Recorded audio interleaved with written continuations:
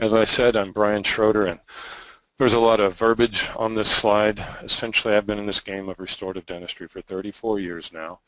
I try to focus on comprehensive restorative dentistry, and I have some special interest in digital impressioning and interdisciplinary care. And I'm privileged to be recognized as a key opinion leader for 3M in this area of digital impressioning. So I come to you with a certain amount of credibility that comes from time in the trenches. I'm a full-time restorative dentist. I have a private practice that I work in and on for the last 34 years. So again, thank you. I appreciate the opportunity to have you guys listen to me. In disclosure, I am sponsored in this webinar by 3M, and as I've told you, I'm a key opinion leader for 3M, and I've done presentations for them before, and hopefully will continue to do so. So our title, Incorporating Intraoral Scanning into Your Practice, Is It a Positive Disruption? What you see on this screen is a continuous loop video from the original Lobbit chairside oral scanner that I got back in January of 2009. And so throughout this program, we're going to talk about scanning and talk about the technique, talk about what it can do. But before I do that, I'd like to at least start with a definition, and that definition is this word disruption. And I found on dictionary.com that the definition of disruption is a radical change in an industry, a business strategy, etc., especially involving the introduction of a new product or service that creates a new market. I believe that 3M created a radical change in this industry with the introduction of their Lobbit chairside oral scanner back in 2008, and continues to evolve as an innovator in new products and creating new markets. So I think digital impressioning certainly qualifies as a disruption. But before we talk about digital impressioning, I'd like to talk a little bit about where we've been, because I think it's important to know from whence we came before we start talking about what the future happens to be. Where we've been in this game of elastomeric impressioning in any way is starting back in excuse me 1937. Many years ago, this reversible hydrocolloid product, Auger, if you will, was introduced, and some of you may remember it as being an excellent impression material, but the challenges with it were many. You had to boil it in the morning, and you had to leave it in a tempering bath, and when you put it in the stock tray, you had to run cold water through it in order to chill it adequately in order to make it set, and then you had to put it in a bath of a curing medium, if you will, that set it finally, and then it had to be poured with gypsum dye stone within 2 hours or it began to distort. So an outstanding material, but yet challenging. When I came into dentistry, polysulfide rubber was the norm. It was the standard of care.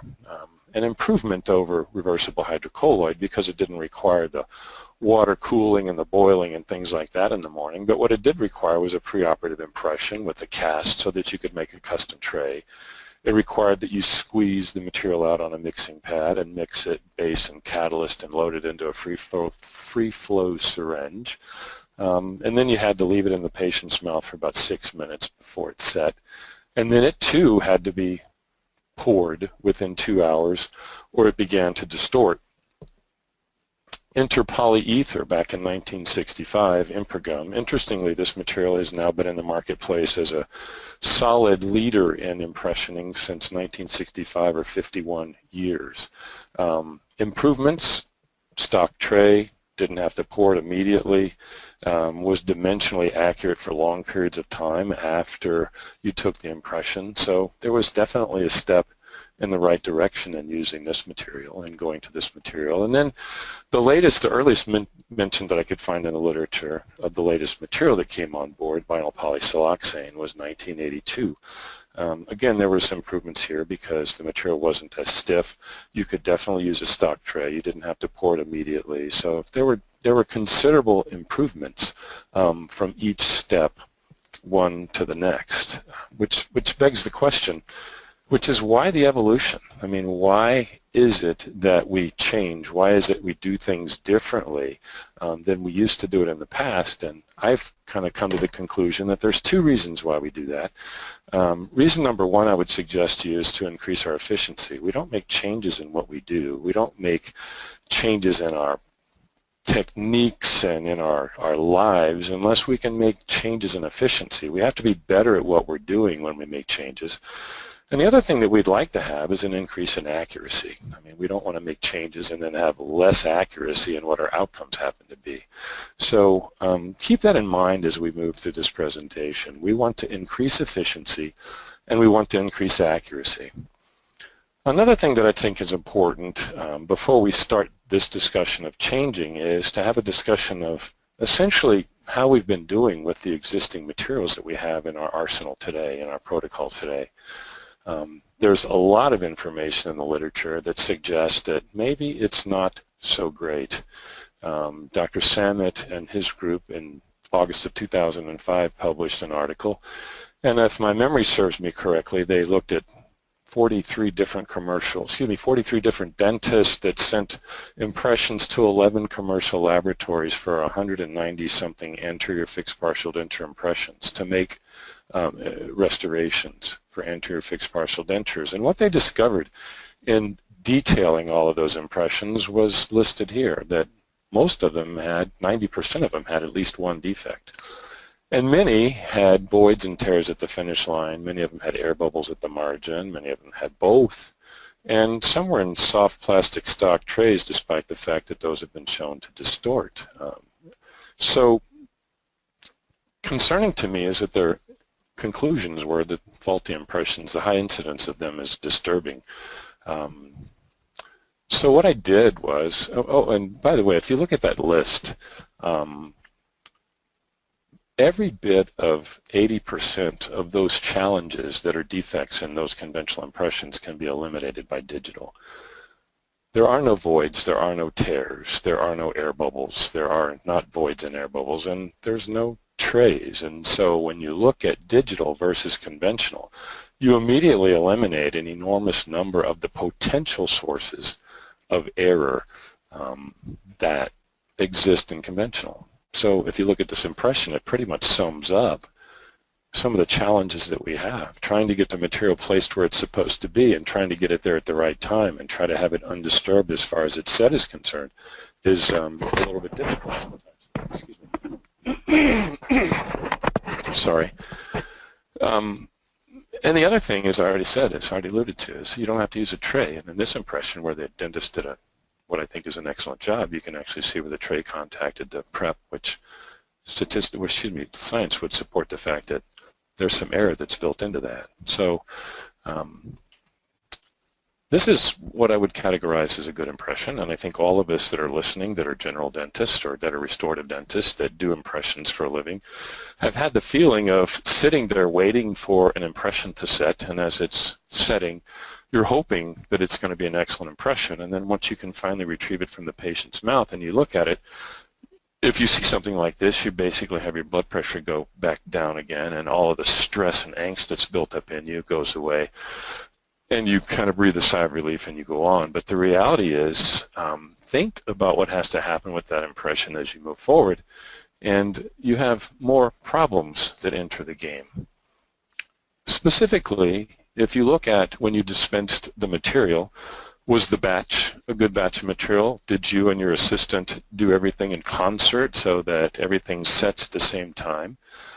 Speaking of setting, whenever the patient has the impression in their mouth, whenever you've seated it to position, did they gag and choke and move and cause disturbance and disruption in that impression, which causes some distortion that we can't see? And then we have to put it in this disinfection medium, and did we do that properly and leave it there the appropriate amount of time?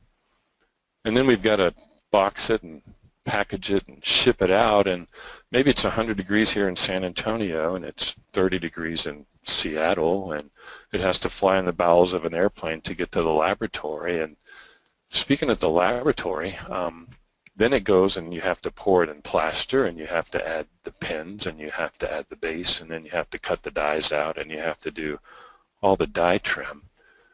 And the challenge then is obvious that there's so many different places for error built into this that my question is, are these good impressions? And I'm proud to put them on this webinar and show you the photographs of them, but the reality is, in taking good impressions like this, which I was occasionally able to do, I was pretty good at impression material and impression making. But the challenge is, through all the steps and all the possibilities of error that come into the system, are we going to get a good result using impression material? And so in thinking about it, I just concluded that there were two things that I wanted digital to do for me when I took it on as a difference, as a disruptor in my practice. And the first thing that I wanted to do was to eliminate the impression material, because I felt like all of the challenges associated with placing that material, using the material, were great, and they were a large part of the problem. And the second thing that I wanted to do was to eliminate gypsum dye stone, because no matter how accurate we are with all of our dye pouring and things like that, gypsum dye stone is water soluble and it's very easily abraded, and consequently some of the errors that we have in our occlusion and interproximal registration, I believe, are related to the gypsum dye stone. So my purpose in this and moving to digital was to make sure that I eliminated those two things, and I used digital data. I just couldn't understand why computers weren't more involved in restorative dentistry, and I was just stubborn enough to try to make it work. So what's this disruptor that we're talking about? I mean, what is it? What did I do? Well, back in 2008 at the ADA meeting, I actually purchased from 3M this lava chairside oral scanner. This was the first iteration of the device that 3M bought from Brontis Technologies and marketed as a lava chairside oral scanner. What you're looking at is a cart type system. You can see that the CPU is actually in the base of that cart, and there's a screen that you can watch your video as you're taking your scan. On the left, in the little mount there, you can see the wand for the COS, and on the right you can see the powdering device. So it was a fully self-contained sort of product. The wand looked like this. It was a two-handed device because it's about 14 inches long, but it's narrow and slender, and I found it very capable of scanning every tooth in the mouth.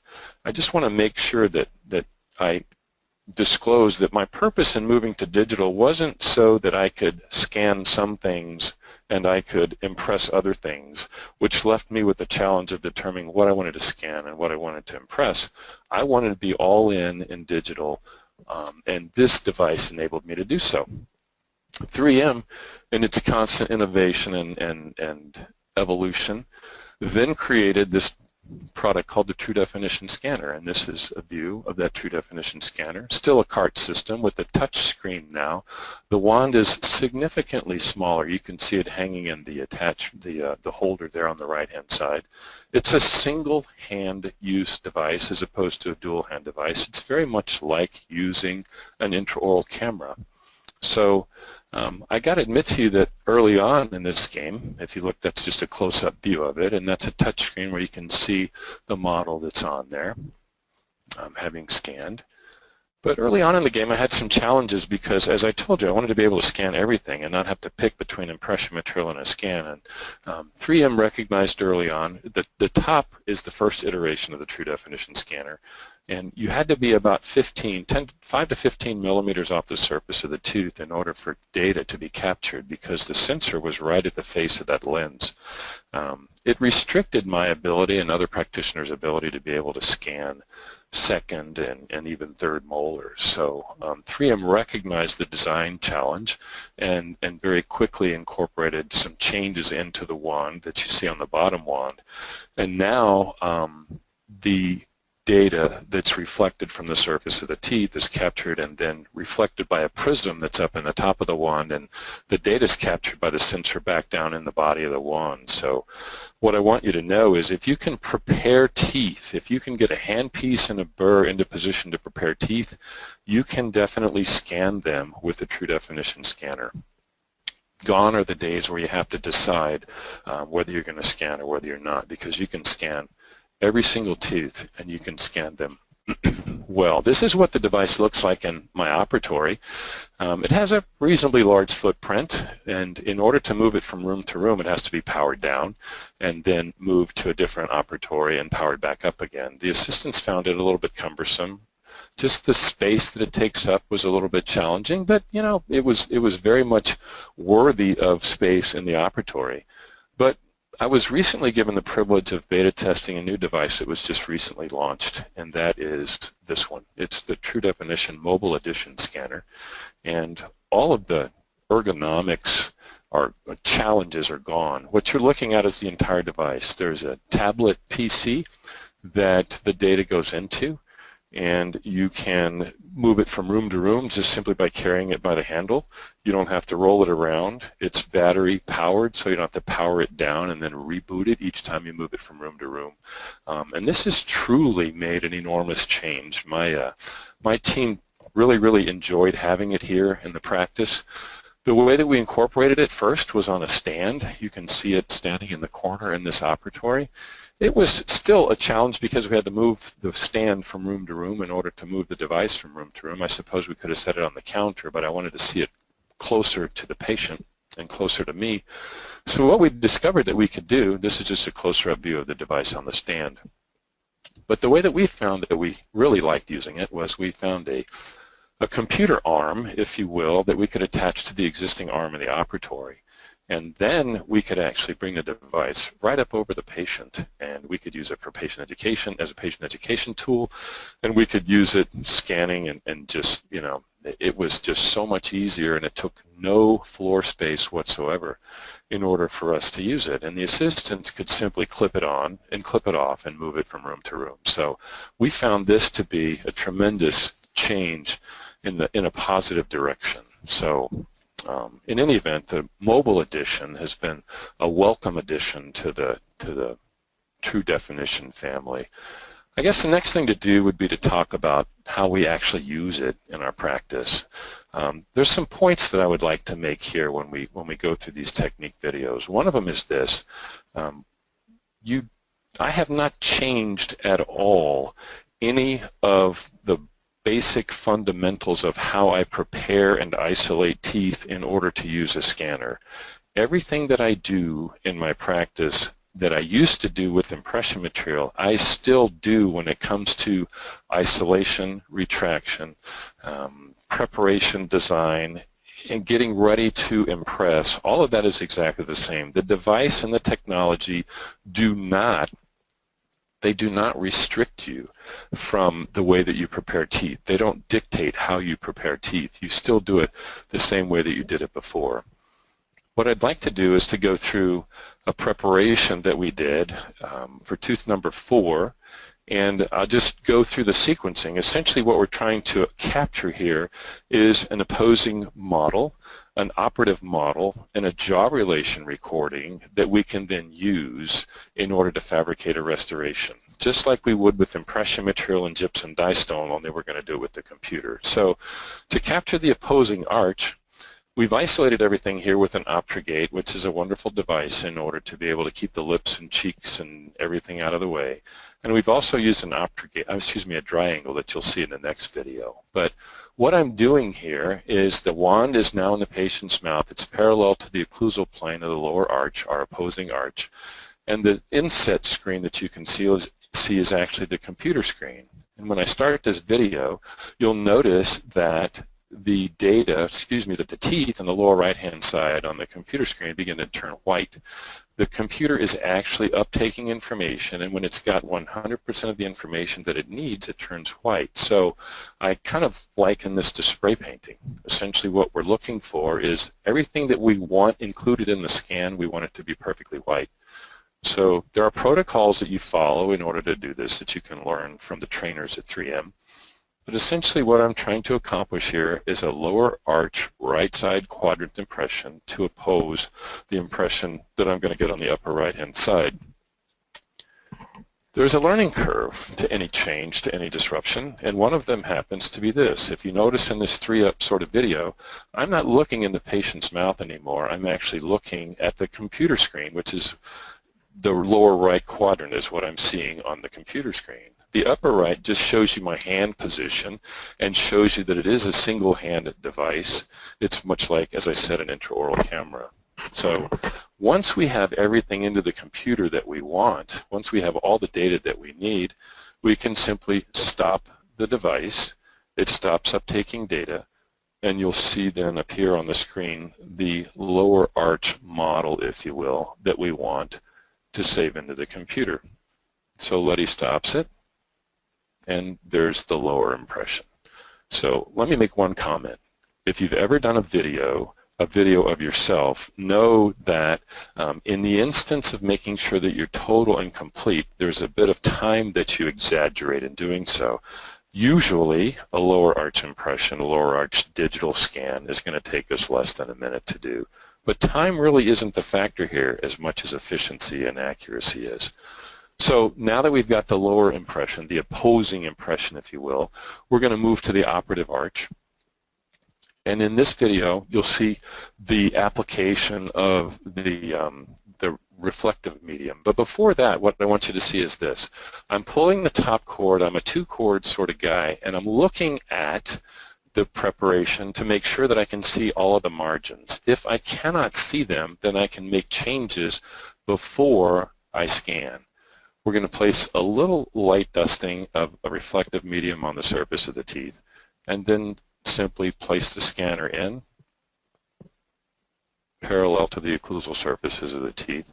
And we're going to do the same thing that we did on the lower right-hand side, with particular attention now on the prepared tooth as well as the interproximal surfaces of the adjacent teeth, so that that's recorded super accurately and very, very completely. And we're looking to make sure that we get 100% of the data filled in by the computer. So all of us will find different ways to make this happen. And what I want you to note here too in looking at the video, that's a third molar that I'm scanning. So it's truly a full arch, a full mouth sort of device. And we come up to the prepared tooth, and you can see where we're going to try to get the interproximal surfaces. I just changed the angulation of the scanner, but we'll get everything included in the scan. It's important to get 100% of the prepared tooth, 100% of the occlusal surfaces and the approximating surfaces of the teeth in this single scan. So that's done. So now what we have saved in our computer is the upper arch and the lower arch, and we'll move to the next step of it, which happens to be the jaw relation recording. Dennis Fassbinder has done some studies of jaw relation recording accuracy, the true definition scanner, and it is exceptionally accurate. In fact, if you talk to people that have used digital impressioning systems, as a general rule, they'll relate two experiences that are highly positive. One happens to be the intraocclusal relationship is accurate. In other words, the occlusion of the restorations that they get is extremely good. And the second thing that they'll tell you is that the interproximal registrations are extremely good in these digital impressions. So in any event, what you're going to look at now on the computer screen, you'll actually see the upper and lower arches as they come into position to be articulated. And I'm simply going to take the patient and I'm going to have her, I'm going to guide her into maximum intercuspal position. And we're going to take the scan of the buccal surfaces of the teeth. We're going to have her close, and then we're going to place the scanner in parallel to the buccal surfaces of the teeth. And you'll see in that view on the lower right-hand side that we're going to just scan the buccal surfaces of the teeth very quickly. And the computer can then read those surfaces and articulate them upper and lower. And at the end of this, you'll see that the computer has done exactly that. And that's the intraocclusal recording. And now the models can be fabricated for this case at that jaw relation position, which as I said has scientifically been proven to be extremely accurate. All right, so we got upper and lower, and we got everything jaw related and recorded. Another thing about digital that's really impressive and a positive is that the ability to review your preparations and see them up to 50 times magnification is a huge benefit. It's going to make most of us better dentists. If we have desires to do better preparations and better isolation and retraction, it'll help us do that because of this. Once you blow it up on a big computer screen like that and enable yourself to see the margins, see your isolation, see your preparation, it just makes you better each time you do it. And so we have the ability to look at it from all different positions so that we can know that we have recorded all of the margins, and you can see how well the scanner has done in capturing the margins, the sulcus that you can see identified by the retraction technique that we used. So I think that that's an excellent impression, and the laboratory is going to be able to see everything that they need to see. in order for them to mark the margins. We won't spend time talking about margin marking now. It's just a software procedure that the laboratory does. The data goes, now we're going to make a prescription, and it's an on-screen prescription that we fill out.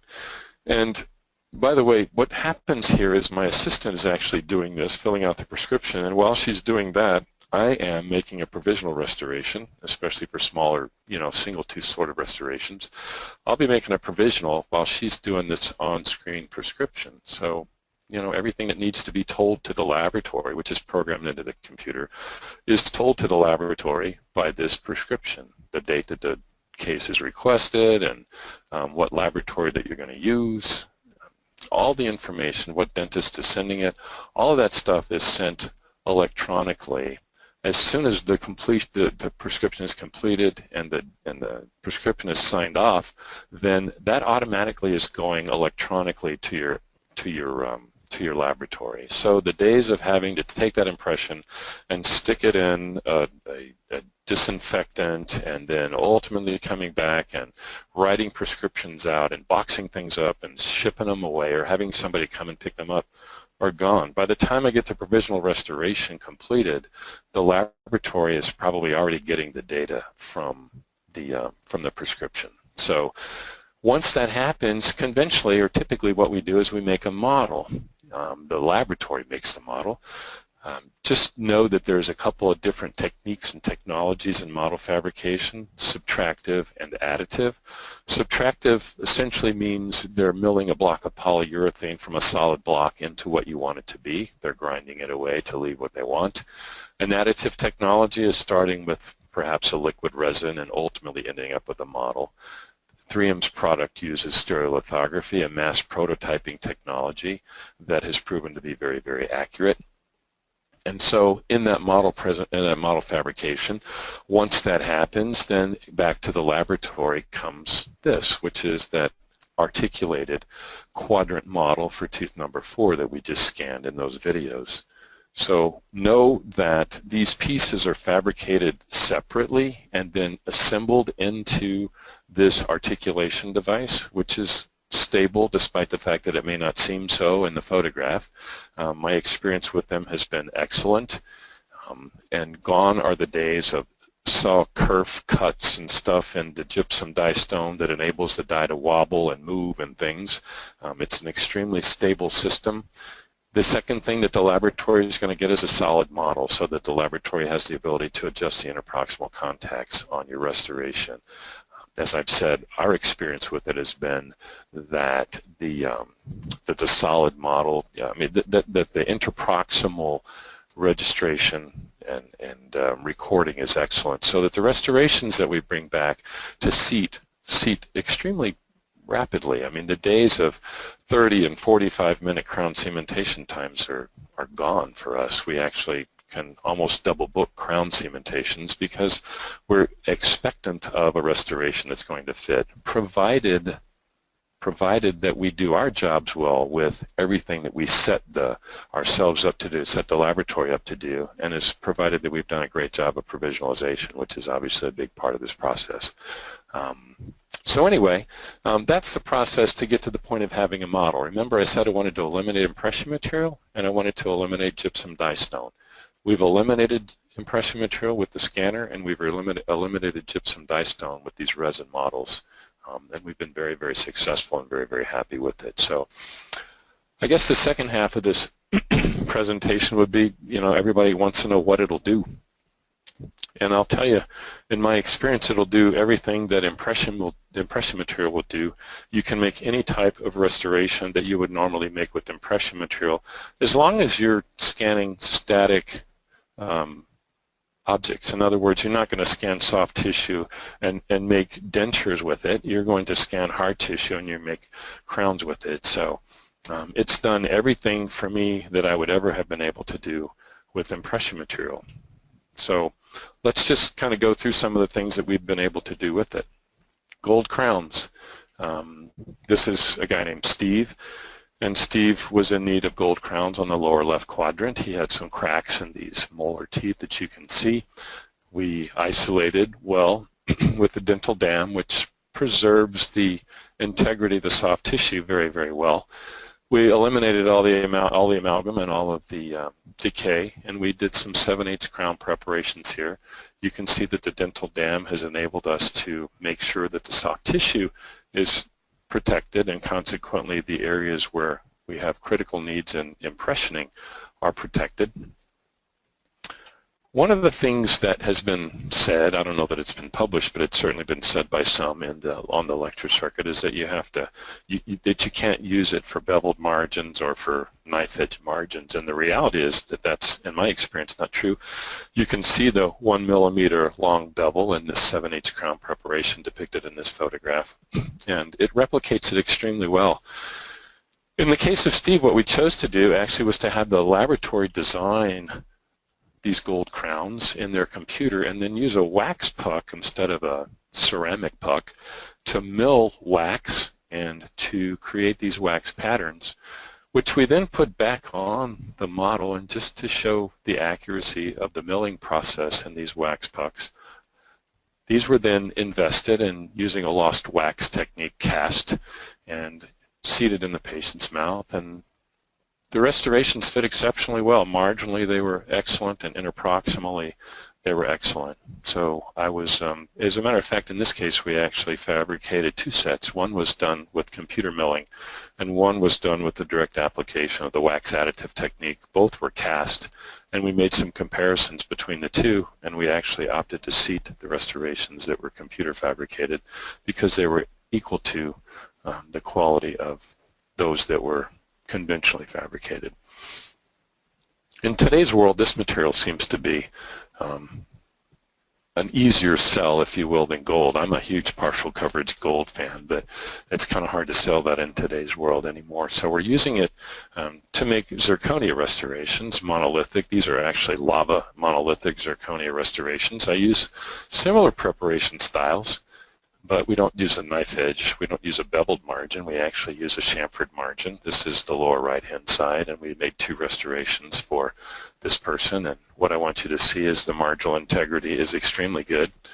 The margins are very, very closed and tight, and you can also see the contours, the emergence profiles. Just the overall finesse that's happened in fabricating these restorations is excellent. It's not perhaps as aesthetic as some might like for it to be. That obviously is improving, and is, you know, new things are happening all the time. What else? We use it to do pressed ceramic crowns. This happens to be Emax.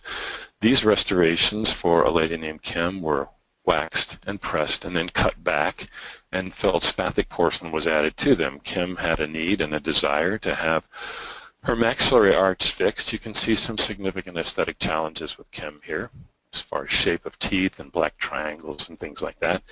Her desire was to have her maxillary arch done. We surgeon placed implants in the posterior. That's outside the scope of what we're going to talk about here, but what we planned was to do all ceramic restorations, teeth number 5 through number 12. And so we scanned our preparations. This is a photographic image of the scan.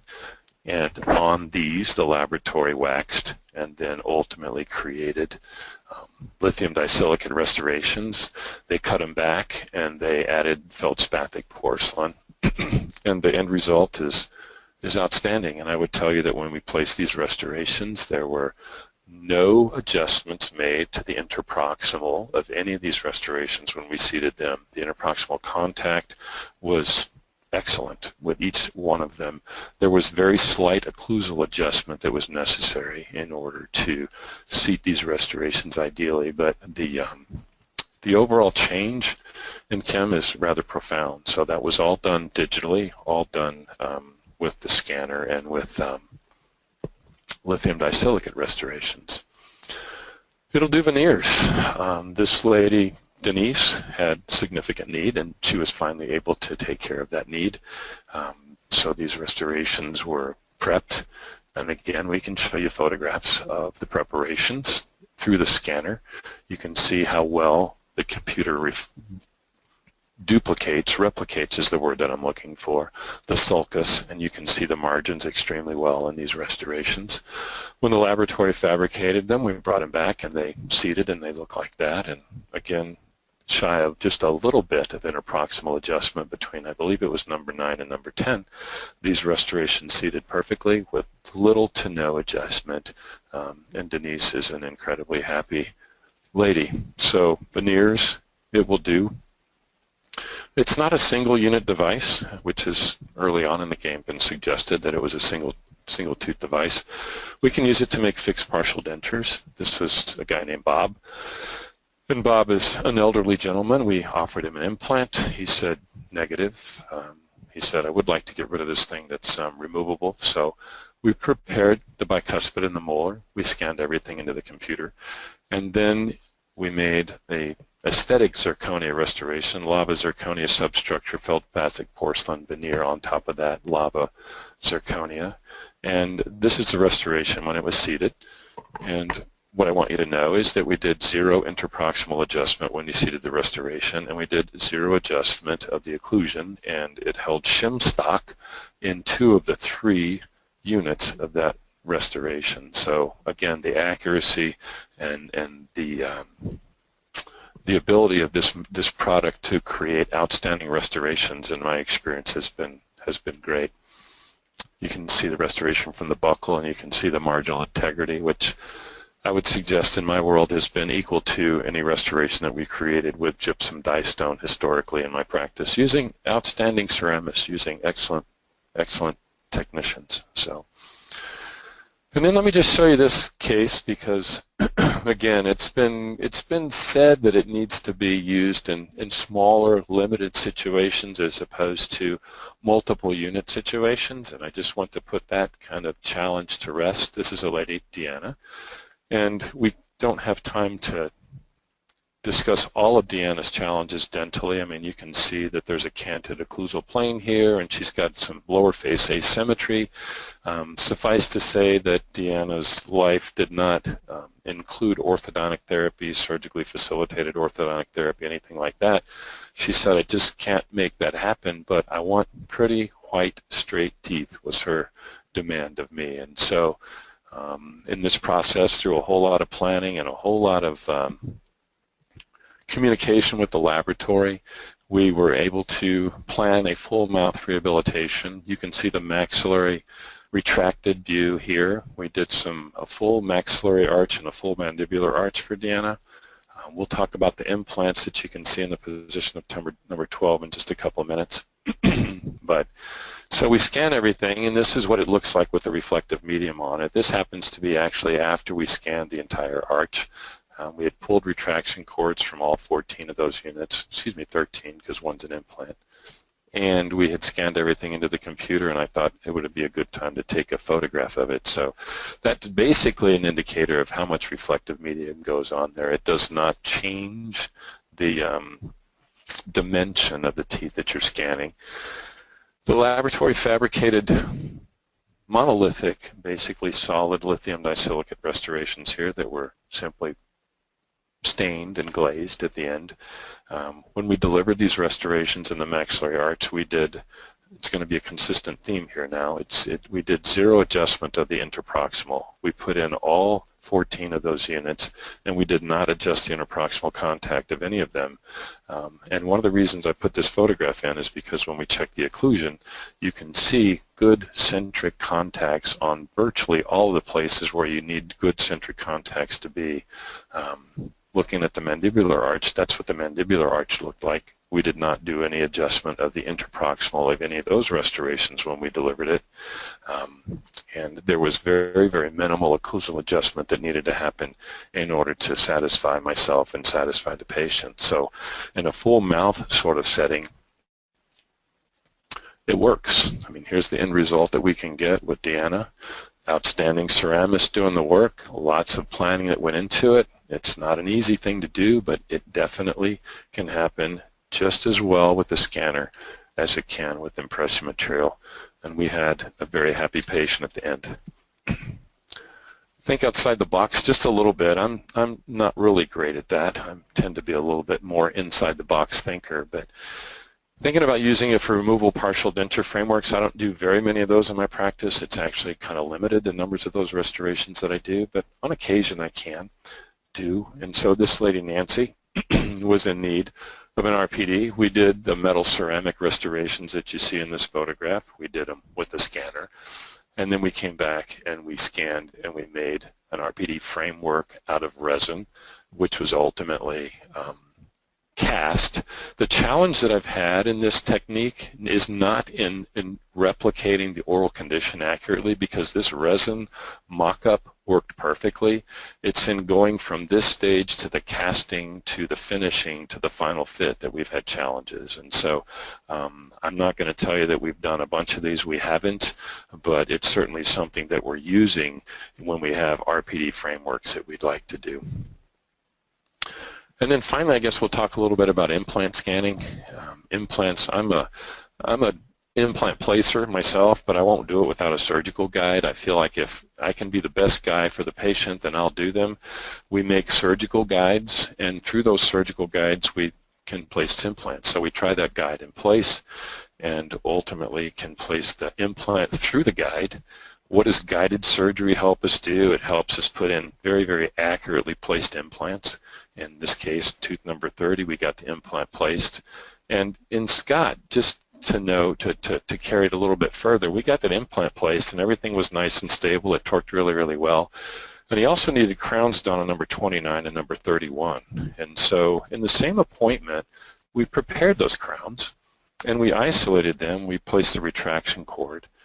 And we came back, took the cover screw off the implant, put the scanning abutment in place. This is a Straumann CARES system. And we scanned everything into the computer. So know that in one appointment, what we've done is we've placed an implant, prepared 2 crowns, and now we're scanning for those 3 crowns. And once we scan, we put provisional restorations on, the patient leaves, and then everything goes to the laboratory.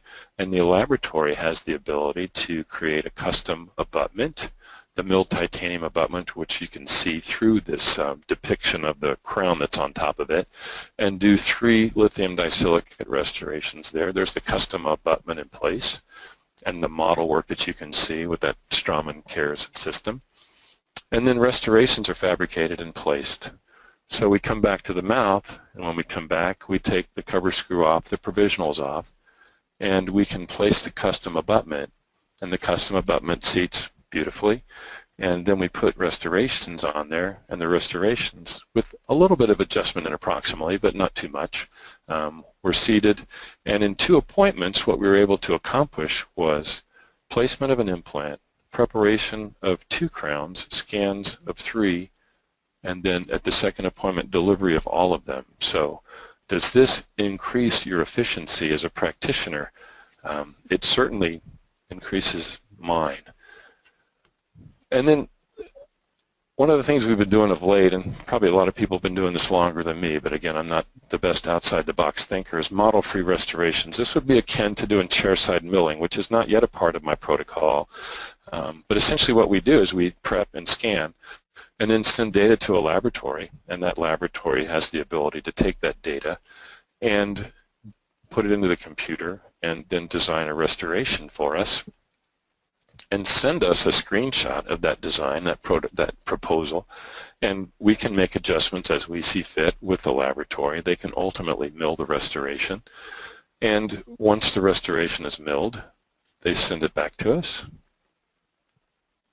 and it comes back in a little container, a little box, if you will, which is a little different when you're used to having a model in your hand. But nonetheless, you can take that restoration, you can take the provisional restoration off the patient and seat, and because the data is so accurate, it works.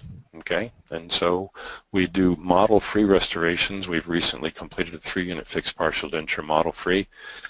So there's a lot of promise in actually eliminating the model completely from this whole process.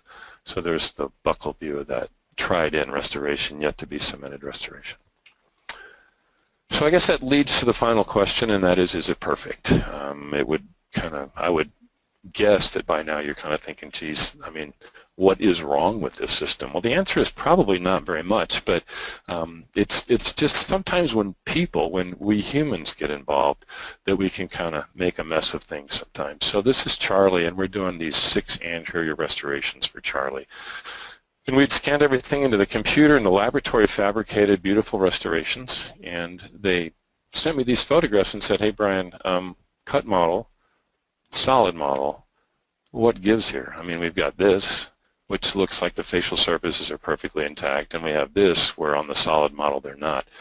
So in searching this out, researching it, it came to our awareness that in the process of designing the cut model, the technicians that were designing the cut model had made some, I guess we'll call them errors in the design, which prevented the rest of the die from seating properly, if you will, and consequently this was different than this. But the laboratory actually, after discussing it, changed the restoration there on the solid model. We went to the mouth, we delivered it, and it looked like that. So Charlie was a happy dude. Is it perfect? No. When people get involved in things, people have the ability to be no different than this person who's talking to you right now, which is kind of imperfect. And so there's some things that I'd like to say as opinions that I think are very, very important. The first one that I have to say is this. It's a scanning wand. It's not a magic wand. As I said earlier in the presentation, it's really imperative that we follow what we know to be outstanding clinical protocol in order to do our restorative dentistry. And this scanning wand that we have does not replace our responsibility to be excellent at what we do. Everything that we do to the point of creating the scan has to be as precise as it is with impression material. Everything has to be as precise to set ourselves up to be successful with it. It's not an excuse for poor clinical technique.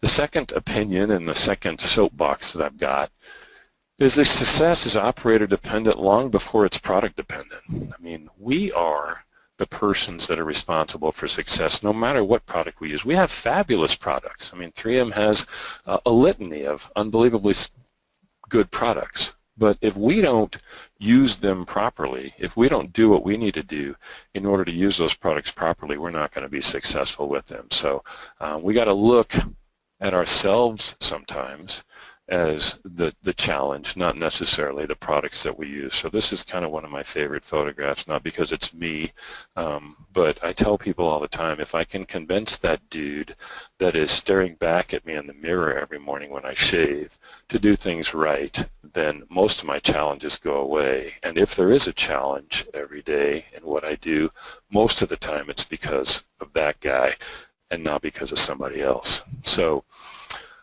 in closing, let's ask this question: why should you change? I mean, why would you do anything differently than what you're doing right now? Assuming that you're not using the true definition scanner, why would you do anything differently? And if you think back to what I said early in the presentation about why we change, why we do things differently, I told you that the first thing was because we could increase efficiency. And there's absolutely no question in my mind and in my experience, and also in other people's minds and experiences, is that the digital impressioning system, the true definition scanner, definitely increases efficiency.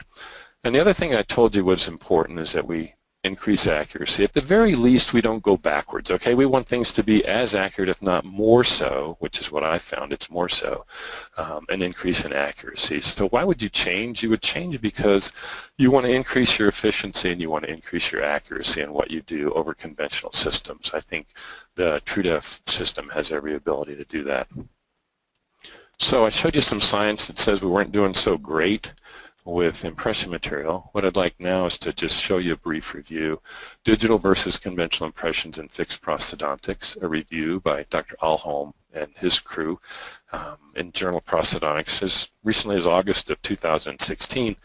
And what they discovered in their review was two things. One, digital impression techniques are a clinically acceptable alternative to conventional impression methods. In other words, we can get equal or better outcomes with digital as we can with conventional. And the second is the digital impressioning techniques are faster and they can shorten the operation time. So I'm going to tell you that my experience in using the digital impressioning system is exactly that. It's very much equal to or exceeds what I was able to do with impression material. I tell people all the time that the scanner has the same type of day every day. On impression material, it wasn't necessarily so. In its best days, I was good with impression material, but you know, those ups and downs of materials are taken away with the scanner. So in any event, that's just a little bit of review as far as the literature is concerned regarding the digital impressioning system. So I would say in closing that the true definition scanner is certainly a positive disruption. It's something that you should consider. It's something that I have appreciated the ability to work with and grow with as a practitioner, and something that I've appreciated the ability to change with as a practitioner. So that big word change seems to always rear its head whenever we talk about introducing disruptions into our lives and into our practices.